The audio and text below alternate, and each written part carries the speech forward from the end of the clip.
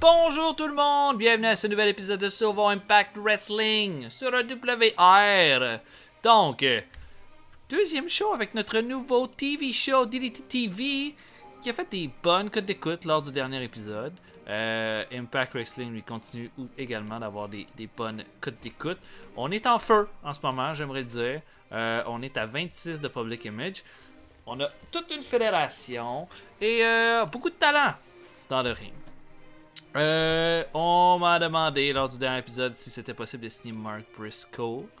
Je trouve que notre roster commence à déjà être assez loadé, mais je vais quand même le signer. Par exemple, ça va me forcer à le mettre Upper Mid-Carter. Moi, je vais vous avouer que toutes les positions de Main Event, Upper Mid-Carter, moi je crois pas à ça. Si c'était juste de moi, je les mettrais toutes en Mid-Carter parce que quand ils deviennent Upper et Main Eventer, ils commencent à perdre du moral. Et ça donne aucun bonus leur position sur la carte. C'est juste une façon réaliste de les placer. Mais quand ils sont tous mid-carder, ce que j'ai déjà fait dans des parties, ça facilite énormément la tâche étant donné qu'il n'y a personne qui perd de morale quand ils ne sont pas utilisés. Malgré tout, on va prendre Mark Briscoe. Mark Briscoe. J'ai plus de face que de heel. Ça se ressemble. J'ai plus de heel que de face en ce moment. Donc on va signer Mark Briscoe en face. Et ça va nous ajouter un peu de star power également sur notre roster. Ce qui peut pas nécessairement être une mauvaise chose. Mark. Un face. On va faire un contrat fermé à 44 000 $ par mois. Ce qui est beaucoup. Pour notre prochain show. Donc, prochain show qui va être DDT TV.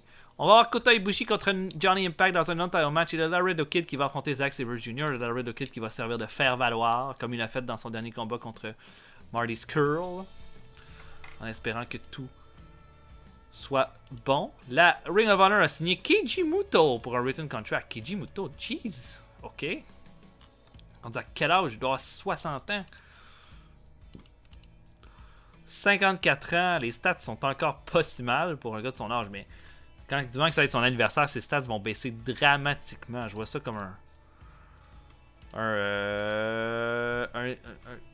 c'est désespéré. Mil Muertes a été signé par la CMLL. Mil Muertes. Bon, là, tu vois que les fédérations commencent à signer des gars. Des bonnes stats, Mil Muertes. Mais quand même, rendu à 41 ans, c'est moyen. C'est moyen. Donc, on va avancer jusqu'à notre show. Oh, d'autres signatures. La WWE samedi a fait 3.92. 2.64 pour Sin Limited. La AAA a signé Rey Bucanero avec un contrat fermé. Et la CMLL a signé Hiroki Goto. Moi, j'évite les lutteurs japonais parce que ceux qui sont en tournée et qu'on peut pas signer des contrats fermés, étant donné que des fois, on peut pas les utiliser comme on veut. Ok, c'était le show de Global Wars qui ont fait 136 400 $ en ticket sale pour 3 410 personnes. Je pense qu'on a fait plus. La CMLL, elle, a fait 3 249 personnes, plus de personnes, pour 129. Fait qu'ils ont fait moins de revenus que la Ring of Honor. Bon, avec notre batteur pour la Ring of Honor, on a plus de star power. Ils auraient des meilleurs lutteurs que nous autres. Ok, et les fans nous voient comme plus professionnels. Ça veut dire quoi, là? On baisse à 22. Ok. Mais là, combien que les autres ils baissent, la Ring of Honor? Ils sont à 4%. Ouh! Faire attention, là, eux autres, là. Puis ils ont des gars de signer avec des gros contrats. Ils sont mieux de faire attention. Ok, on va aller à notre DDT TV. Et je book ça. Et on se voit un petit peu plus tard. Ce sera pas long. Ok, donc le show commence. On a Lashley qui se présente au ring. Il a l'air extrêmement déçu de sa défaite de la semaine dernière. Il n'a pas réussi à reprendre le titre de champion du monde d'Impact Wrestling. Mais promet à la foule qu'on va revoir Lashley avec une ceinture de champion du monde avant longtemps.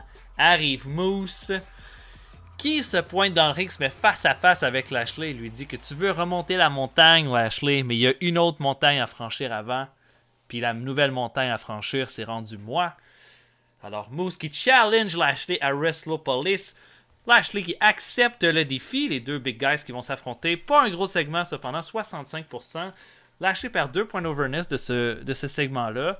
Je me suis dit peut-être que ça va permettre à Moose de gagner un peu d'overness. Ça n'a pas tant marché que ça dans le ring avec Aaron Rex. Si Moose ça fonctionne pas tant que ça, on va devoir lui trouver une autre façon. Puis je pense pas en ce moment que j'envisage pas de faire de Moose un main eventer. Donc on verra avec Moose ce qu'on va faire avec. On a ensuite un combat entre Lila Riddle Kid et Zack Sabre Jr. Foule un peu morte, mais un combat quand même bien qui nous donne un 68%. Zack Sabre Jr. qui rapidement bat Lila Riddle Kid. Et donc il continue d'être crédibilisé avant WrestlePolis. On a Outlaw Inc., Eddie Kingston et Homicide qui font une promo où est-ce qu'ils parlent contre l'équipe de Death Row. Ils disent que Bram et Sami Callihan se pensent pour des durs, mais ils n'ont jamais vécu la vie de Outlaw Inc. Tout ça. Et Homicide challenge Bram dans le ring pour Impact Wrestling. Donc une bonne promo de 77 pour ces deux-là. C'est très bien, ça augmente la qualité du show. Un match entre Dalton Castle et Kevin Matthews. Dalton Castle sort un bon match de Kevin Matthews avec un 76%, ce qui est tout à fait très bien. Il le bat avec son Deathlift German Suplex. Et immédiatement après le combat, il est attaqué avec un Sucker Punch d'Aaron Rex qui lui fait ensuite une pause. Comment qu'on dit là? Genre de royauté. Et quitte le ring. Hein? Aaron Rex, il peut pas accepter que Dalton Castle soit plus élégant que lui. Et c'est ça la rivalité. Donc un bon petit match de Dalton Castle. Dalton Castle qui ne se fait que des bons combats en général. Là, contre un gars contre Kevin Matthews qui est plus limité, qui est juste un brawler. Il a sorti quelque chose de bon. Eddie Edwards se prépare. Hein? Il s'en va pour regarder le combat de Johnny Impact pour le main event. Il est attaqué immédiatement en coulisses par Marty Scurll qui lui tape la tête un peu partout et s'en va. 71%, c'est correct. Eddie Edwards n'a pas beaucoup de charisme. Donc tous les segments qu'on fait avec lui seront pas géniaux, mais il a sorti. Scurll a probablement augmenté la qualité du segment avec 71. On n'a pas un gros show jusqu'à date, mais oh shit, mais on a un gros match pour finir. Non-title match entre Kota Ibushi et Johnny Impact. Un 100 de match quality. Je pense que c'est la première fois que ça nous arrive. Ou la deuxième. Ah oui, on a eu Gargano contre Eddie Edwards. Ibushi et Johnny Impact qui font un 90% de rating, ce qui est génial. Et c'est Johnny Impact qui l'emporte. Impact profite du fait que l'arbitre est down pour aller chercher une chaise pour frapper Omega.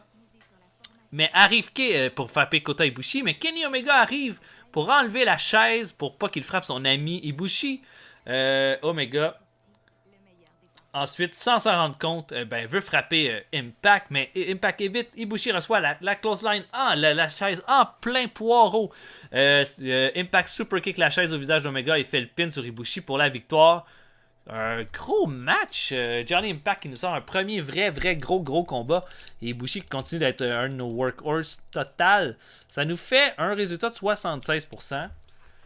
Le show est vraiment allé de faible en montant en puissance. Je pense que ça a été un show correct. Ibushi pense qu'il devrait être plus haut sur la carte. 3.37 de code d'écoute. C'est plus faible. Mais on a encore une bonne... c'est encore bon comme code d'écoute. Donc pour le prochain show. Pour Impact Wrestling. Ouais, c'est sûr qu'on va avoir Bram contre Homicide. Ce sera certainement pas notre main event par contre. Comme on va regarder le moral des troupes. Ensuite. 95 pour El Patron. 99 pour Mysterio.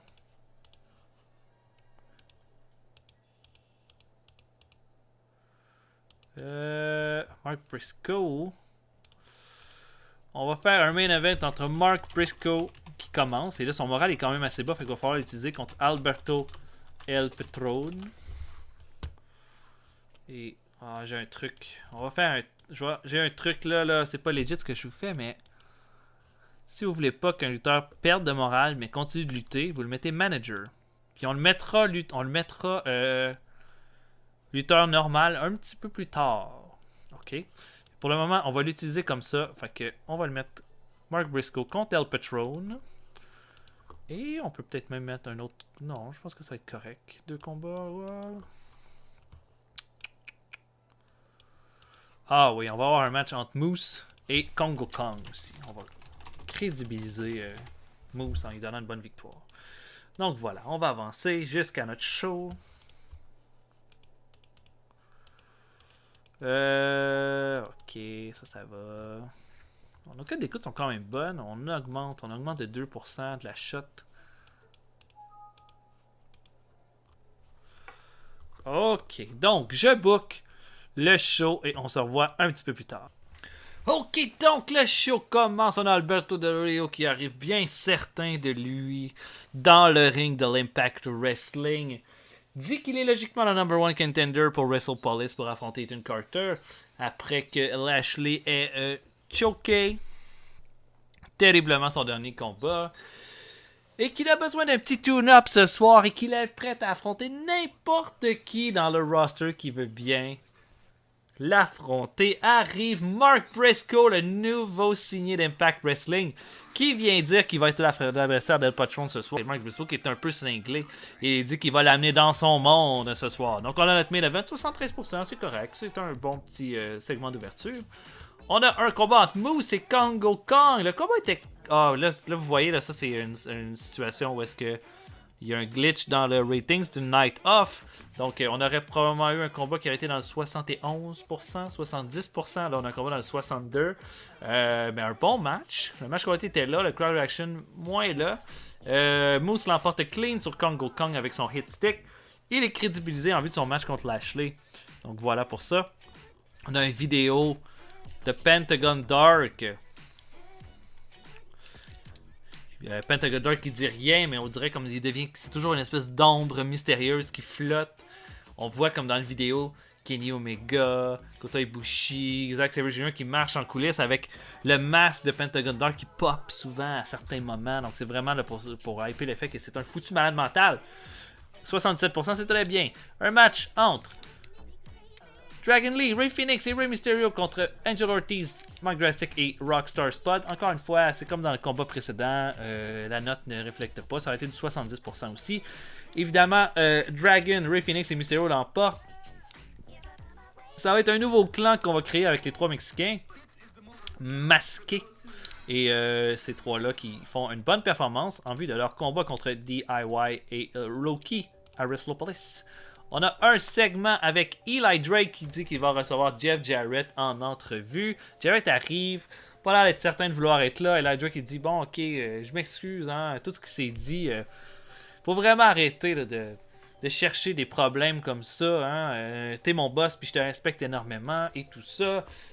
Sauf que là, plus ça, Jarrett semble commence à être convaincu, sauf plus ça avance, Eli Drake commence à être de plus en plus arrogant, tout ça. Et finalement Jarrett gifle Eli Drake pour les propos qu'il a dit par rapport à sa femme. Et là, Eli Drake est prêt à faire une attaque, sauf que Jarrett évite et les deux commencent à brawler à travers le set de Eli Drake.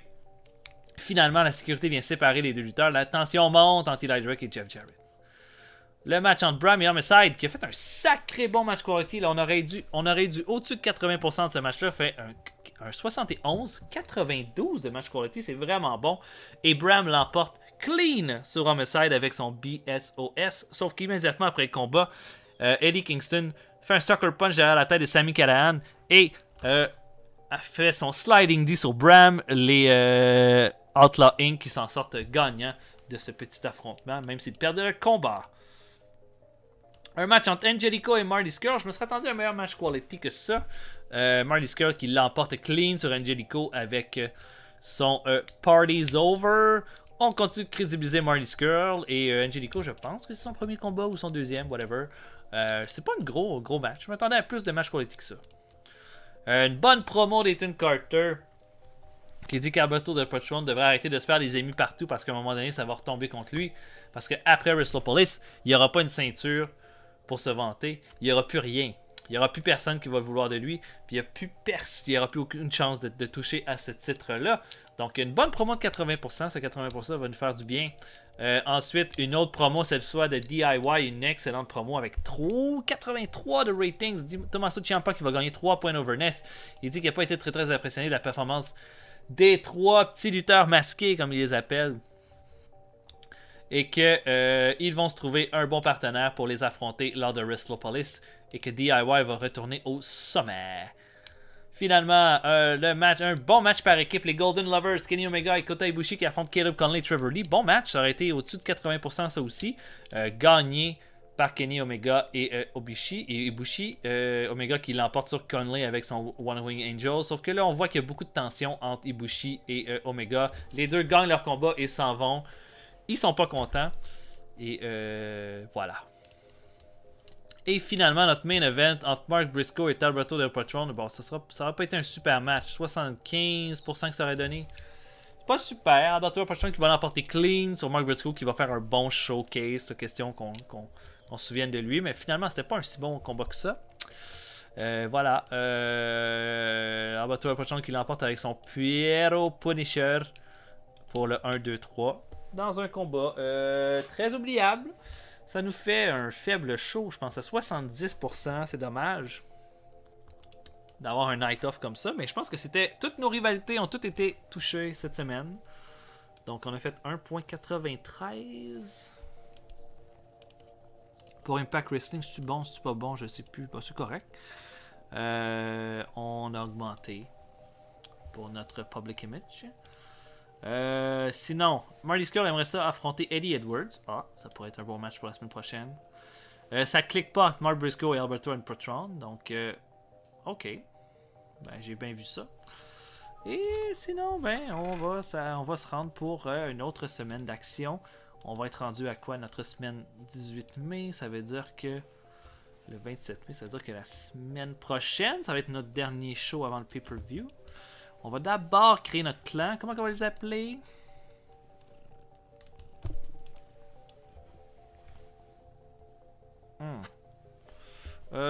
Excusez, j'ai mon chat là, qui se met la face dans la mienne.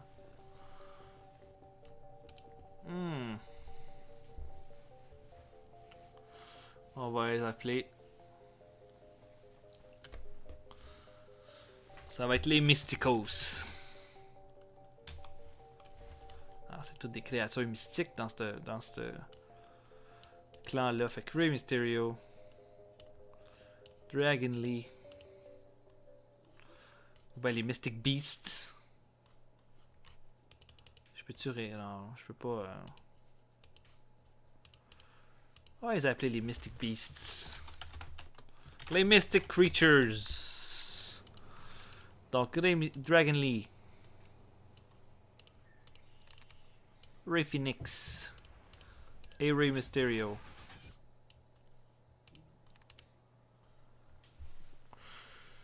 Et le leader va être Rey Mysterio, visiblement. Oui, ok. Donc pour le prochain show, qu'est-ce qu'on met dans le main event?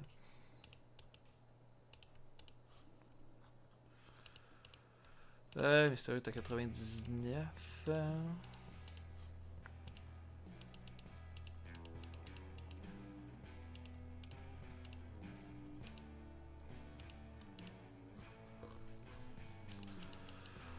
J'ai le goût de mettre Aaron Rex. Tiens, on va mettre Aaron Rex et Dalton Castle. Non, non. Et Johnny Impact contre Dalton Castle et Eddie Edwards. Ok, bon. Un peu déçu du dernier show, je vais être honnête avec vous, mais c'est pas vraiment rien qu'on aurait pu faire. Là. On a bien fait les choses. Ouais, je pense que ça c'est bon. Oh non, je pense même que c'est un excellent match. Je peux juste regarder si j'ai pas vraiment fait ce combat-là une autre fois avant. Ah oui, Edwards et Castle ont affronté LAX dans un épisode. Mais... ok. Excellent. Donc, voilà pour cet épisode. J'espère que vous avez apprécié. Laissez des commentaires, likez si vous avez apprécié et suivez toutes les autres séries.